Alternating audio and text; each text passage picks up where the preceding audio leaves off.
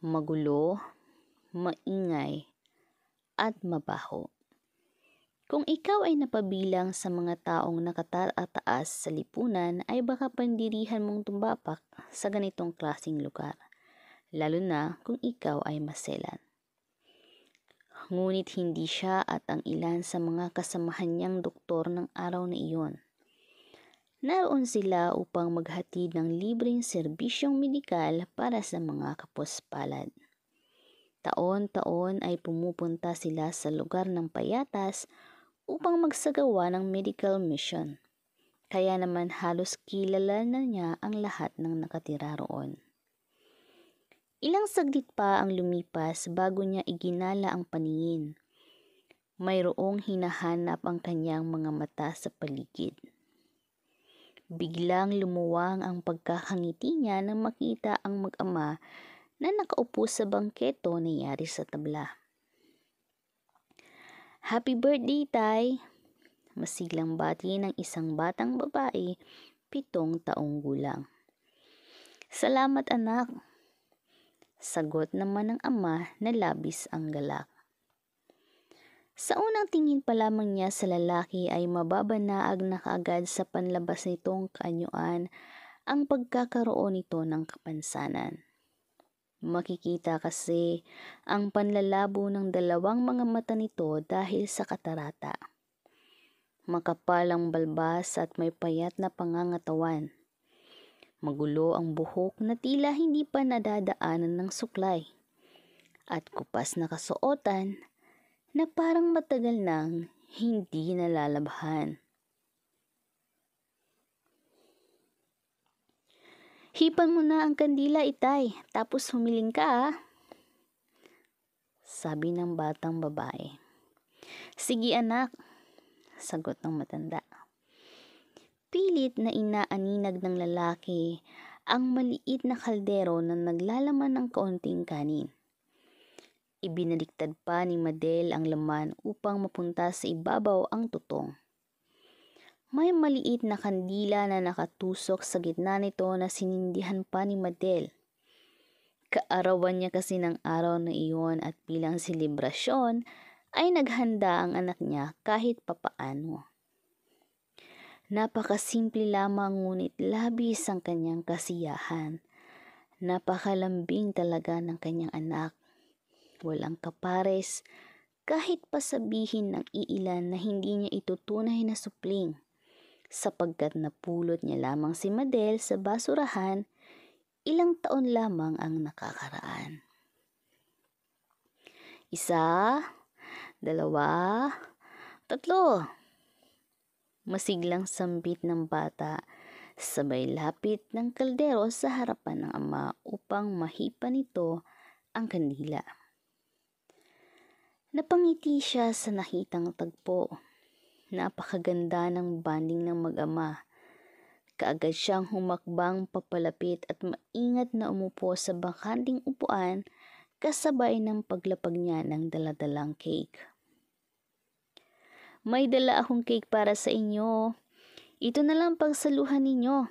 Tiyak akong mas masarap at mas malinamnamang dala ko kesa sa tutong na sinaing ni Madel," aniya sabay tingin sa maliliit na bata. Bahagya pang natigilan ang dalawa at nagkatitigan. Maya-maya pa ay biglang tumawa ng malakas ang mag-ama. Maging siya ay napangiti na lang din habang binubuksan ang kahon ng cake upang mailagay ang kandila sa ibabaw at masindihan.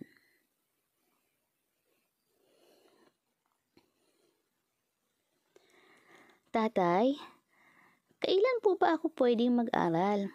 Ilang buwan na lang po kasi ay pasukan na," ani Madel habang naglalakad sila sa kalsada patungo sa simbahan kung saan sila namamalimos. "Gusto ko po kasi mag-aral para po paglaki ko may trabaho akong maganda.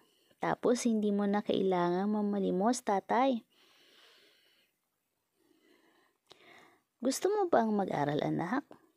Hayaan mo at paghahandaan ko. May ilang buwan pa namang nalalabi para makapag-ipon ako. Malamlam ang mga matang sagot ng matanda. Batid niya sa sarili na malabong mangyari ang ibig ng anak.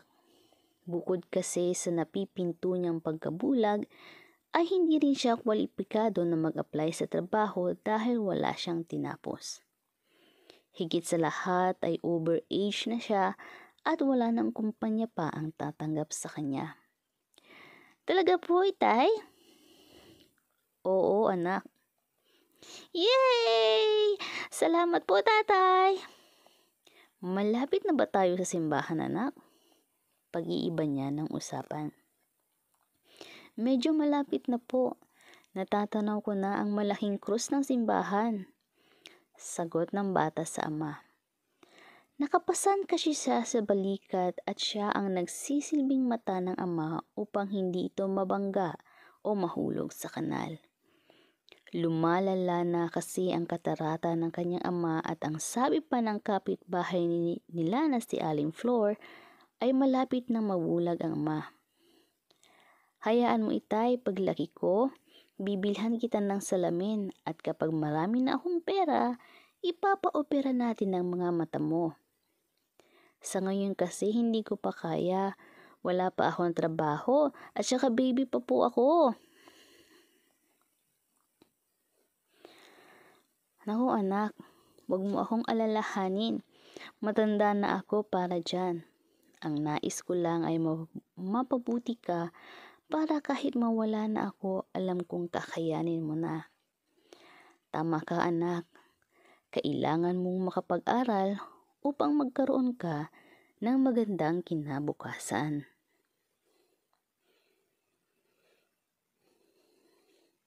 Salamat po, Tatay. Tutulong po ako sa pag-iipon. Napakaswerte ko talaga sa iyo, anak. Hulog ka talaga ng langit. Nabiyayaan ako ng anak na napakabait at napakasipag. Siyempre naman, Itay, kanino pa ba ako magmamana? Sagot ng bata, sabay halik sa buhok ng ama.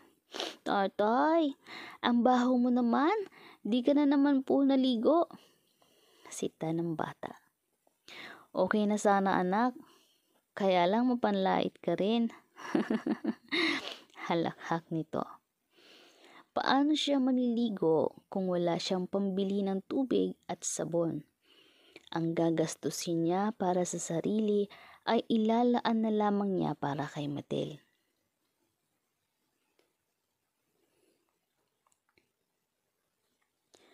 Gabi na sila nakauping mag-ama. Parehong pagod, ngunit nakaukit pa rin ang mga ngiti sa labi. May ihuhulog na naman sila sa kanilang alkansya para sa pag-aaral ni Matel.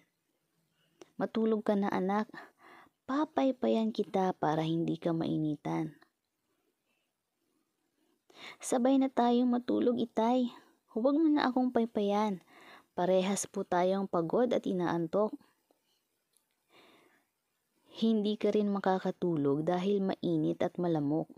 Pagpasyensyahan mo na anak dahil hindi tayo makabili ng kahit maliit lamang na bentilador. Dagdag gastos lang po ang bentilador, Itay. Ipunin na lang natin para sa pag-aaral ko. Saka saan mo isasaksak ang bentilador? Wala naman po tayong kuryente. Ay, oo nga pala anak, sagot niya. Mula sa nanlalabong paningin ay pilit niyang inaaninag ang paslit. Nakatulog na pala ang kanyang munting anghel kaya hindi na sumagot. Maingat niyang kinumutan ng bata bago siya nagsimulang magpaypay. Maya't maya ang pagtapik niya sa braso dahil sa napakaraming lamok.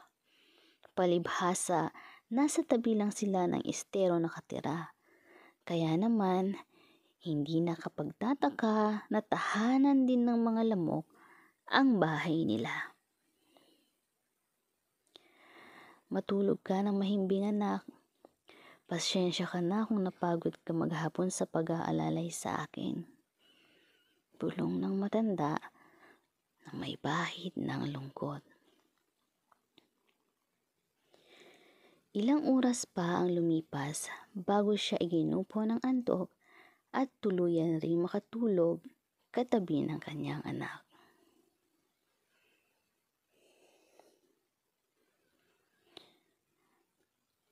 Tatay, pwede po bang hubag na muna tayong mamalimos? Paos na sabi ni Madel. Ha? Bakit anak? Masama po kasi ang pakiramdam ko, itay. Nahihilo po ako at ang sakit ng ulo at katawan ko. May lagnat ka ba, anak?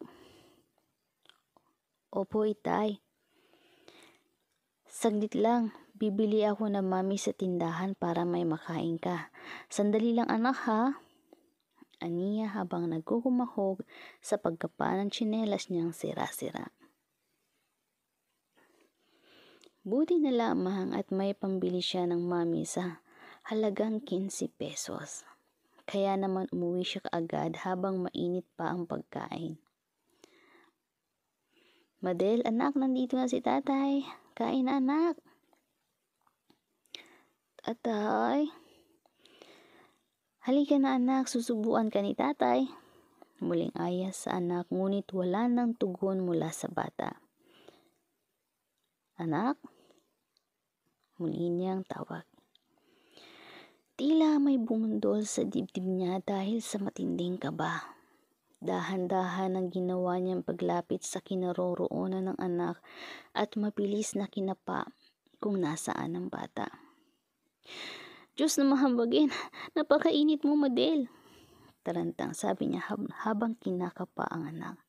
Dadalhin kita sa ospital, anak, sandali lang. Aniya habang hinuhuban ng kausuotan upang magbihis ng medyo maayos na damit. Nang matapos siyang magbihis ay kaagad niyang hinubaran ng anak para ito naman ang palitan ng suot. Sa ganoong akto sila nadatna ni Aling Flor na narinig pala ang tarantang sigaw ng kapitbahay. Danilo, bakit mo hinuhubaran ang anak mo? Maanghang na wika ng ginang. May masakit daw kasi kay Madel. Nervyos na sagot ng matanda. Danilo, dinudugo ang anak mo, walang hiya ka. Ginasa mo ba si Madel? Ha? Hindi. Bakit ko gagawin kay Madel ang bagay na yan? Sagot ng lalaki. Hindi nito namalayan ang tuluyang paglapit sa kanya ni Flor. Walang hiya ka, Danilo. May dugo nga ang panloob ni Madel. Akala ko pa naman matinuka, yun pala ay isa kang ahas na handang tumuklaw sa sarili mong anak. Malakas na sigaw ni Flor, sabay tulak sa lalaki. Mga kapitbahay, tulong! Ginahasa ni Danilo si Madel. Malakas ang boses na sigaw ng babae. Sa sobrang bilis ng pangyayari ay halos hindi na matandaan ni Danilo kung ilang sapak, sipa, suntok at tadyak ang inabot niya mula sa mga galit na mga kapitbahay. Hindi ko nilipastangan ang anak ko. Pakiusap, dalhin mo ako sa anak ko. Nakaluhod na pagmamakaawa ni Danilo. Hindi niya dama ang malansang lasa ng kasariling dugo mula sa pumutok na labi at kilay. Halos pumikit na rin ang talukap ng kanyang mga mata dahil sa pinsalang natamo. Hindi ka na namin hahayaang makalapit kay Madel. Ang dapat sa iyo ay ipakulong. Sige na, damputin na ninyo yan. Matigas na wika ng kapitan, sabay senya sa responding pulis. Sandali lang po, sir. Kailangan ako ng anak ko ngayon. Maawa kayo sa akin. Hindi niyo ako naiintindihan. May sakit ang anak ko. Hindi ko siya ginahasa. Malakas na sigaw ni Danilo. Sabay tulak sa pulis na nakaalalay sa kanya. Nang matumba ang pulis ay kaagad siyang tumakbo papunta sa bahay nila upang puntahan ang anak. Ngunit bigla siyang napahinto nang biglang umalingaw-ngaw ang isang putok ng baril. Napasigaw siya ng malakas nang maramdaman ang mainit na bagay na biglang pumailalim sa kanyang binti. Taas kamay! Huwag kang magkakamaling manlaban, kung hindi ay mapipilitan akong barilin ka ulit. Sigaw ng pulis. Madel, anak, ikaw ba yan? Madel, nandito si tatay. Sigaw niya habang palalayo ang sinasakyan niyang police car. Madel, anak! Muli nang tawag, ngunit wala siyang nakuhang sagot mula rito. Pwede bang tumahimik ka? Gagawa-gawa ka ng masama tapos ngayon mag-iinarte ka. Dadalhin nila sa ospital ang anak mo para magamot at ma-examine. Dahil kung talagang ginahasa mo ang bata, sa ngayon ay pansamantala ka munang ikukulong. Mga sir, hindi ko magagawa sa anak ko ang ibinibintang ninyo. Nagkakamali kayo. Huwag ka na lang munang magsalita. Hintayin natin ang resulta. Kapag napatunayang inosente ka ay makakalaya ka. Pero kapag napatunayang totoo ang ibinibintang laban sa iyo ay sasampahan ka namin ng kaulang kaso. Huwag kang mag-alala sa anak mo. Magiging maayos din siya. Sagot ng pulis. Pero hindi ko talaga ginawa ang ibinibintang nila sa akin. Hindi ko magagawang babuyin ang anak ko. Hindi ko magagawa yan kahit kailan. Pabulong niyang sagot sa mga ito habang tumutulo ang mga luha.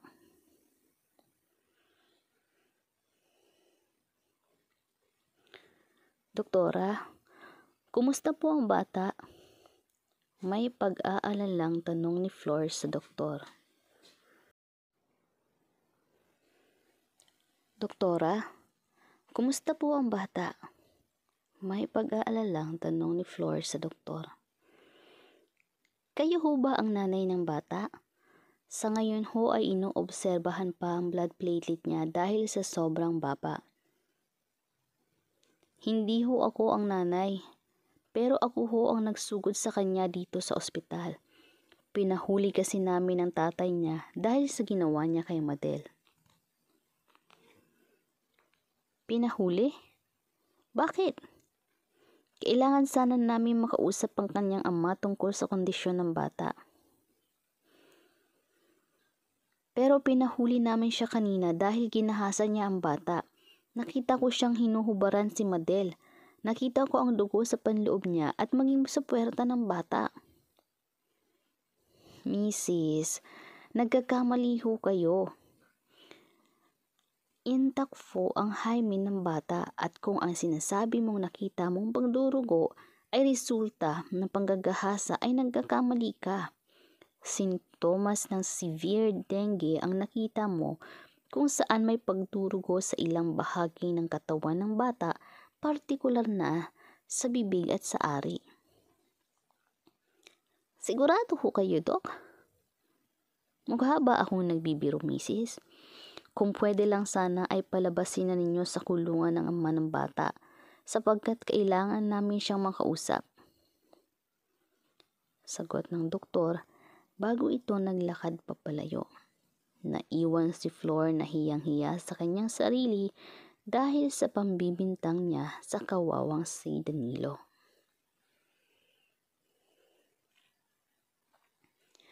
Danilo! Laya ka na! Sigaw ng pulis. Dalaga ho? Makikita ko na ang anak ko? Oo, ihahatid ka namin sa ospital kung nasaan naroon ang anak mo. Maraming salamat po, sir. Sabi ko naman sa inyo hindi ko ginahasa ang anak ko. Hindi ko magagawa ang kahit na anong kalaswaan sa anak ko. Mahal na mahal ko si Madel. Naiiyak niya ang sagot. Maging ang mga pulis ay nakaramdam din ng hiya sa kanilang mga sarili dahil sa ginawa nila sa lalaki. May tama pa ng bala ang binti ni Danilo kaya paika-ika pa ang paglalakad nito. Ipapagamot ka rin namin dahil sa tama mo sa hita. At kung gusto mong kasuhan ng police brutality ang isa sa mga tao ko dahil sa nangyari sa iyo ay hindi kita pipigilan. Singit ng hepe. Hindi na po, dalhin na lang ninyo ako sa anak ko. Kailangan na ako ng anak ko. Ani Danilo. Wala na siyang oras para magreklamo dahil mas gusto niyang makasama ang anak at malaman ang kalagayan nito. Ang mga sugat niya ay maghihilom din kalaunan, pero kapag may nangyari sa kanyang anak ay hindi niya makakayanan.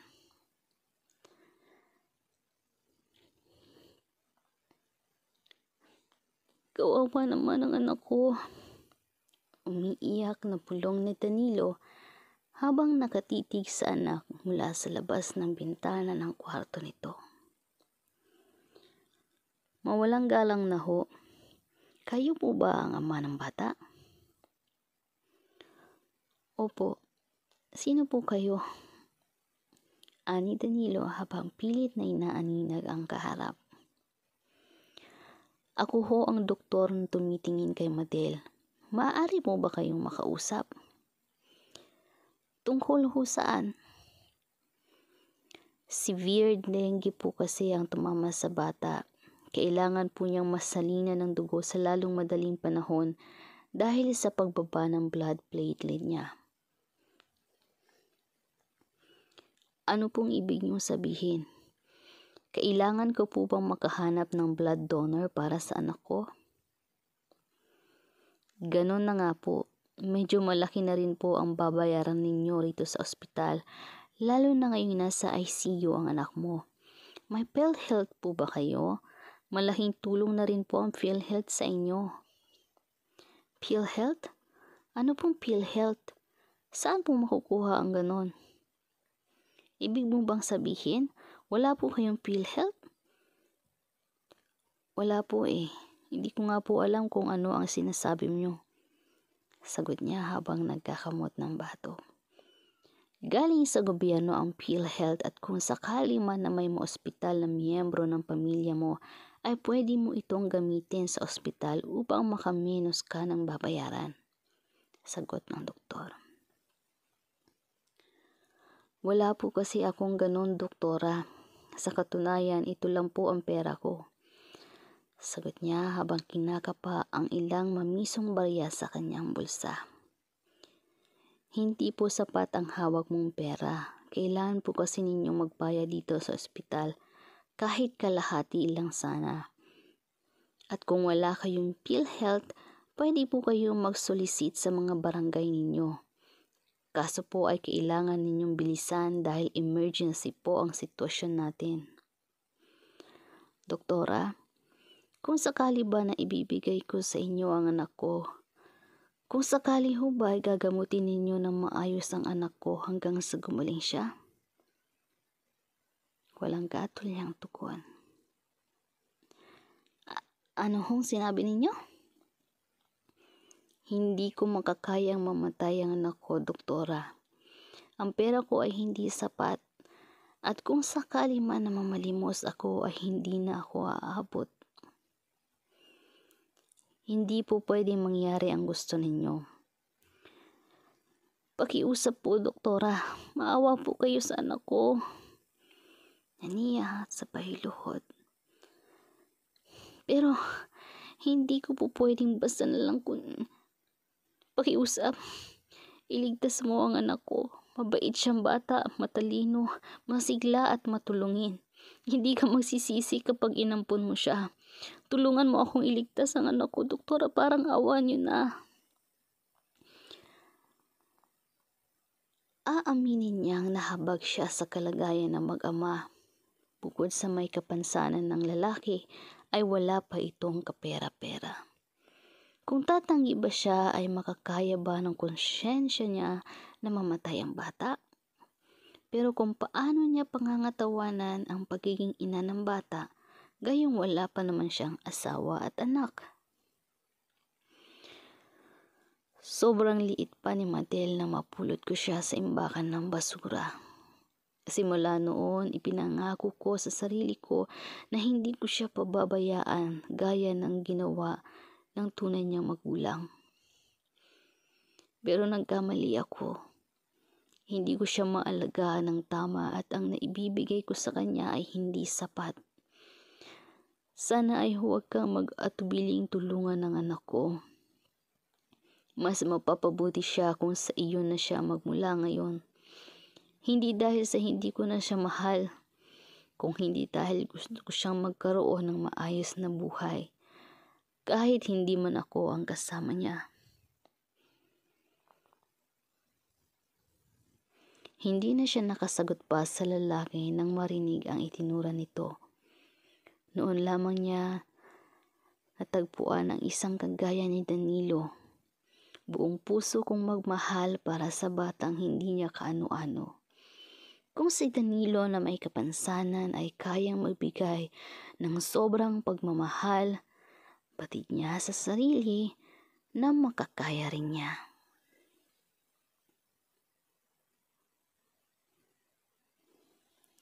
Dok, nasaan po si tatay? Mahinang tanong ni Madel. Sa awa ng Diyos at sa tulong ng medisina ay napagaling din nila ang bata. Para lang itong nagdahilan at hindi nagkasakit. Maliligo daw muna siya para pag niyakap mo siya, hindi na siya mabaho. Okay lang po, Dok. Sanay naman na po ako sa amoy ni tatay. Kailan ko po siya makikita ulit?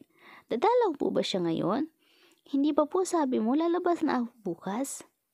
Sunod-sunod na tanong ng bata. Baka mamaya lang nandito na ang tatay mo, huwag kang mainip sa paghihintay. Opo, namimiss ko na po si tatay eh.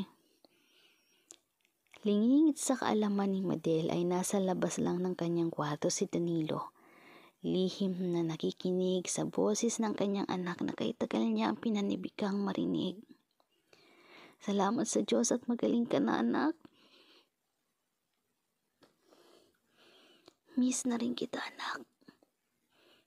Mahal na mahal ka ni tatay.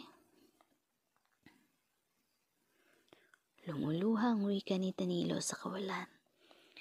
Makaraan ang ilang minutong pananatili roon ay nagpasya na siyang maglakad papalayo.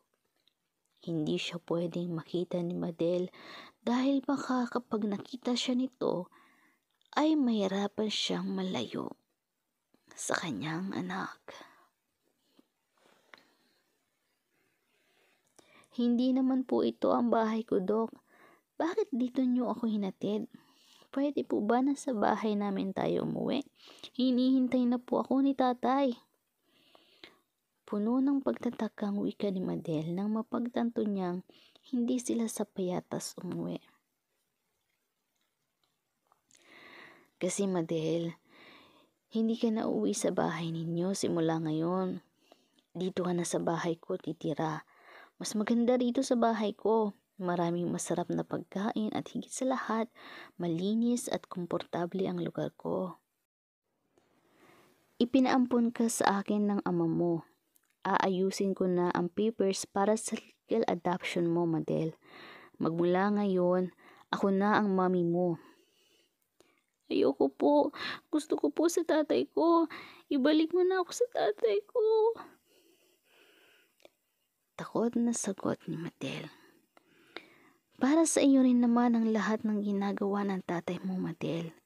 Natatakot siya na baka kapag bumalik ka sa bahay ninyo ay magkasakit ka ulit. Isa pa, hindi ba gusto mong mag-aral? Pag-aaralin kita kahit sa private school pa. Ayoko po. Gusto ko sa tatay ko. Ganito na lang, Madel.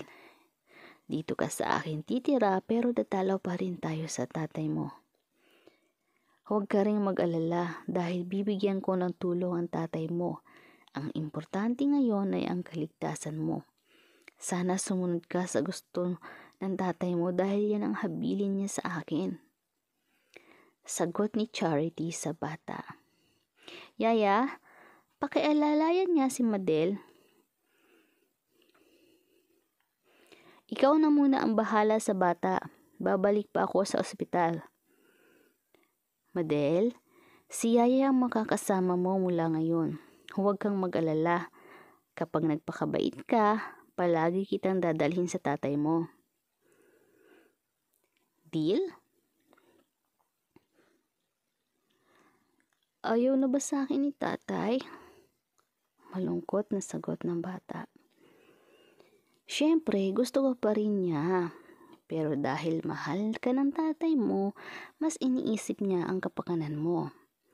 Paglaki mo, maiintindihan mo rin ang lahat, Madel. Sagot niya sa paslit bago muling sumakay sa sarili niyang kotse. Ipapaayos na niya ang mga papeles para sa pag-ampon sa bata sa lalong madaling panahon. Ilang araw na ang nakalipas mula nang tumira si Madel sa kanyang bahay, ngunit kapansin-pansin ang pagiging malungkutin ng bata. Kaya naman nagdesisyon siyang dalhin si Madel sa ama nito para sumigla. Batid niyang nasasabik rin ang mga ito sa isa't isa.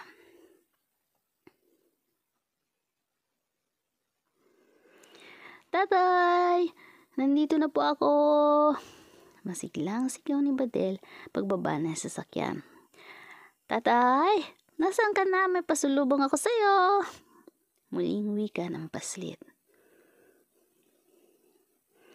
Dahil walang nakuhang sagot mula sa loob ay nagpasya ang bata na pumasok sa loob at kaagad itong napangiti nang makita ang ama na nakahiga sa papag habang yakap ang damit niya. Tatay, nandito na po ako. Magkasama na po tayo ulit. Masayang bati ng bata, sabay lapit sa ama para yakapin. Ngunit sa pagtataka niya ay hindi man lang siya kinakausap ng ama. Tatay, gising na po. Aniya sabay halik sa noo ng ama. Si tatay talaga, nawala lang ako sandali, hindi naman siya naliligo. Ang bantot mo na naman po. Ani Madel sabay takip ng ilong sa pag-asang sasagutin siya ng ama. Ngunit nanatiling nakapinid ang mga mata ni Danilo at ni isang sagot ay wala siyang narinig mula rito. Baka naman puyat ang tatay mo, Madel. Hintayin mo na lang siyang magising. Nakangiting wika ni Charity nang makalapit sa mag-ama. Ngunit ang mga ngiti ni Charity ay bigla ring napawi nang masilayan ang kabuuan ni Danilo. Pipis ang mukha, maputla ang labi, at nagsisimula ng dapuan ng insekto ang sugat nito sa binti. Madel, labas ka muna. Doon ka muna sa kotse ko, pwede ba? Kabadong wika niya sa bata. Bakit po? Ayoko po kasi baka mamaya paglabas ko magising na si tatay. Pagtanggi ni Madel. Tatay, okay lang po kahit hindi ka na maligo. Okay lang po kahit ganyan ang amoy mo. Basta gumising ka na. Tatay, maglaro po na po tayo. Ngunit kahit anong alog ni Madel sa ama ay hindi pa rin ito kumikilos. Madel, tama na. Hindi na siya magigising. Naluluhang wika ni Charity. Bakit po? Nandito na ako eh. Gigising siya kasi hinihintay niya ako, hindi ba itay? Tatay ko, gising na ikaw. May pasalubong ako sa'yo. Tapos maglalaro ulit tayo. Papasanin mo ulit ako sa balikat mo, hindi ba tay?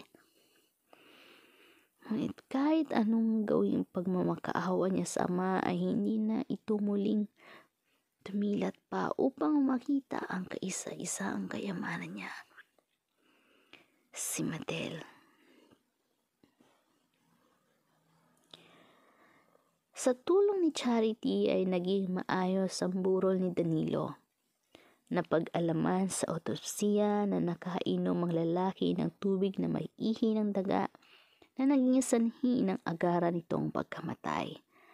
Ayon sa pagsusuri ng mga doktor ay nagkaroon ng leptospirosis ang lalaki at nagka-impisyon din ang sugat nito sa binti na napabayaan na. Halos maturog ang puso niya nang makita kung paanong umiyak si Madel sa burol ng ama. Halos hindi matanggap ng bata ang pagkawala ng kanyang tatay. Hindi bali Mang Danilo. Makakaasa kayo na hindi ko pababayaan si Madel kagaya ng pangako ko sa inyo noon at kagaya ng pakiusap mo sa akin sa ospital. Asahan mong ibibigay ko sa kanya ang lahat ng kailangan niya sa abot ng aking makakaya. Bulong ni Charity habang nakatanaw sa bukabaong ni Danilo. Nakita niya rin si Madel na tahimik na nakaupo sa silyang malapit sa taol ng ama.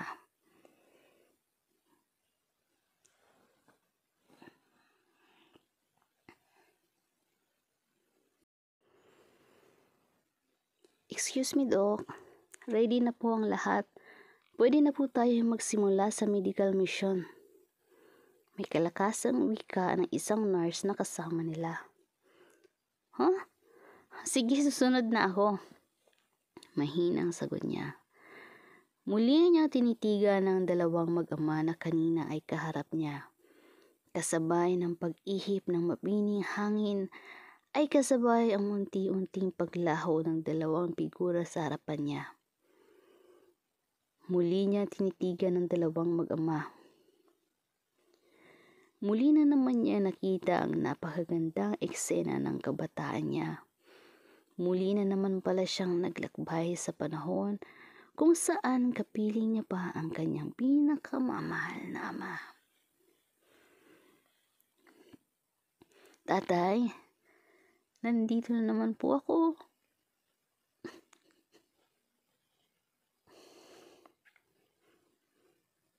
Nakikita mo ba ako, Itay? Doktor na po ako ngayon. Sayang lang kasi hindi na kita magagamot. Ang daya mo kasi, tatay.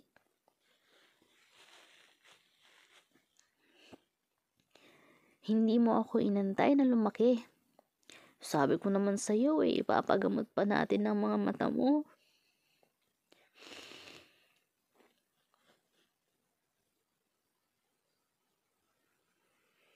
Natupad na nga ang mga pangarap mo para sa akin. Ngayon ay naiintindihan ko na ang lahat kung bakit kinailangan mo akong ibigay kay Mami Charity. Umiiyak niyang wika habang sinisindihan ang kandila ng cake na dala niya.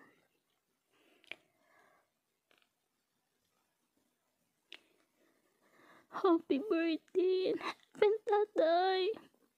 Miss na po kita. Muli niyang bulong habang patuloy na umiiyak. Madel, anak. Malumanay na wika ni Charity. Sinundan pala nito si Madel sa kanyang kinaroroonan. Mami, birthday po kayo ni Tatay.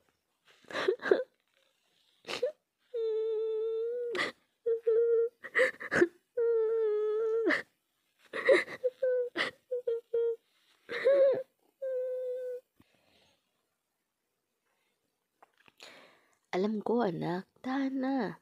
Hindi magugustuhan ni Danilo kapag nakikita kanyang umiiyak. Alo ni Charity sa dalaga. Nakikita mo ba kung gaano kaaliwalas ang langit? Ganyan din siguro kaaliwalas ang mukha ng ama mo habang tinutungkay ang kanya mula sa langit. Natitiyak ko na kung nasaan si Danilo ay masaya siya para sa'yo. Naiiyak na ring wika ni Charity. Bahagyang tumango-tango si Madel. Kasabay ng pagluhod sa harap ng cake. Happy birthday, Tatay. Happy birthday, Tatay. Happy birthday, Tatay. Happy birthday, Tatay.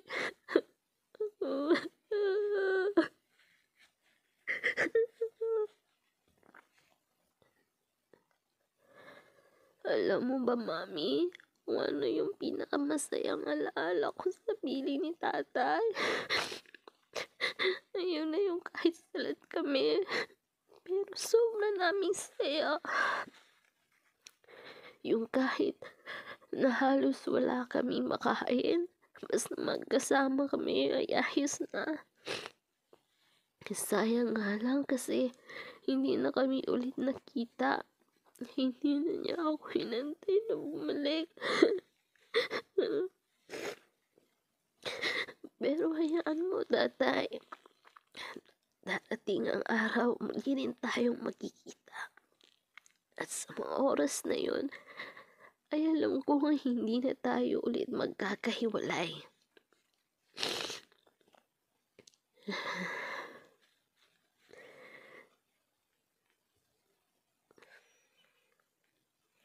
Sa muli niyang pagtingala sa langit ay nakita niya ang kanyang ama. Nakangiti at umbod ng saya.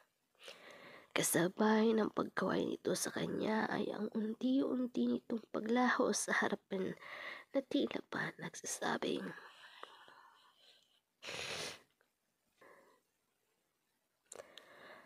"Mahal kita, anak. Hanggang sa muling pagkikita."